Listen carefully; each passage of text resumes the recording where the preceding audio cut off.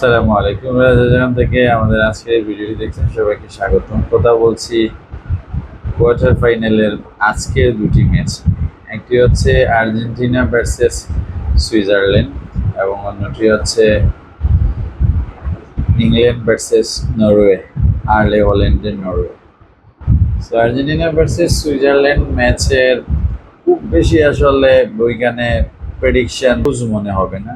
Almost এখানে আর্জেন্টিনাই জিতবে, কিন্তু সুইজারল্যান্ডে খুব আহামরি পারফর্মার নেই। এভরি যেটা টিম অল আউট খেলে, সবাই মোটামুটি ইউরোপের যে ফুটবল একটু বডি ট্যাকল দিয়ে খেলে। সো আমার কাছে মনে হয়েছে যদি আর্জেন্টিনা একটা দুইটা গোল কনসিভও করে, তারপরেও আমার কাছে মনে হয়েছে কামব্যাক করে আর সুইজারল্যান্ডের সাথে জিততে পারবে। যদি এখান তো সুইজারল্যান্ড ড্র করে ট্রাইব্রেকারে যেতে পারে তাহলে খুবই ভালো। এটা সুইজারল্যান্ডের জন্য ডেফিনেটলি একটা ওয়ান্ডারফুল জার্নি হবে। বাট এইখানে আমার কাছে মনে হয়েছে 2-1 বা 2-0 হতে পারে রেজাল্ট। আগের যে ম্যাচটি হবে ইংল্যান্ড ভার্সেস নরওয়ে, আর্লে হল্যান্ডের, এইখানে ম্যাচটি কম্পারেটিভলি ক্লোজ। ডেফিনেটলি ইংল্যান্ড এগিয়ে, তারপরেও আর্লে হল্যান্ডের যে দুর্দান্ত ফিনিশিং, সেটা যদি আপনি লিওনেল মেসি বলেন, লামিন ইয়ামাল বলেন, ওইদিকে আলের এমবাপ্পে বলেন, তাদের থেকেও কম ম্যাচে কিন্তু তার গোলের সংখ্যা অনেক বেশি।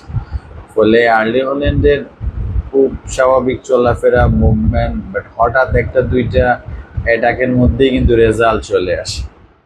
এইটা যদি রেজাল্ট করে বসে, বাট তার টিমের সবার কিন্তু ডেডিকেশন 100% আছে। এবং মূলত আর্লি হল্যান্ডের জন্যই আসলে নরওয়ে এই জায়গায় এসেছে। তারা কিন্তু খুব ধারাবাহিক ওয়ার্ল্ড কাপেই আসতে পারছে। ফলে স্বাভাবিক নিয়মে ঘটার কথা ইংল্যান্ড জিতার। যদি কোনোভাবে ইংল্যান্ড গোল করতে ব্যর্থ হয় আর যদি আর্লি হল্যান্ডের মধ্য দিয়ে হঠাৎ কর্নার বা এই ধরনের কিছু এটার থেকে গোল একটা দুইটা দিয়ে দেয়, তাহলে সেইখানে কিন্তু তাদেরকে ডিফিট করা ডিফিকাল্ট হবে। বাট এখানে ডেফিনেটলি সবাই বলবে যে এগিয়ে থাকবে ইংল্যান্ড। সেটারও রেজাল্ট 2-1 আমার কাছে মনে হয়েছে, অথবা 3-2 হতে পারে।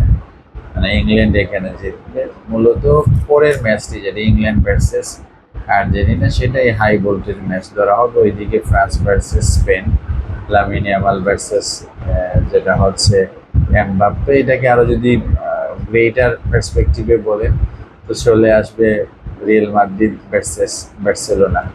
অন্যদিকে বললে মানে Argentina versus anti Argentina. So স্পেনের সাথে আর্জেন্টিনার বেশ মিল আছে, প্লাস হচ্ছে একই ক্লাবের সাপোর্টাররা। যারা স্পেন সাপোর্ট করবে বা তারা বার্সেলোনা করে, তারাই আর্জেন্টিনা করে। আর রেস্ট অফ দেম বিভিন্ন টিম সাপোর্ট করে, তারা ব্রাজিল, পর্তুগাল, নানান টিমে সাপোর্টার, বাট আলটিমেটলি তাদের গোল একটা জায়গায়। সো এদিকে হচ্ছে অলরেডি সেমিফাইনাল দুইটা টিম ফ্রান্স ভার্সেস স্পেনের হয়ে গেছে। আর আজকে কোয়ার্টারের 4টি টিমের মধ্যে এটা খুবই ইজি বলা যাচ্ছে।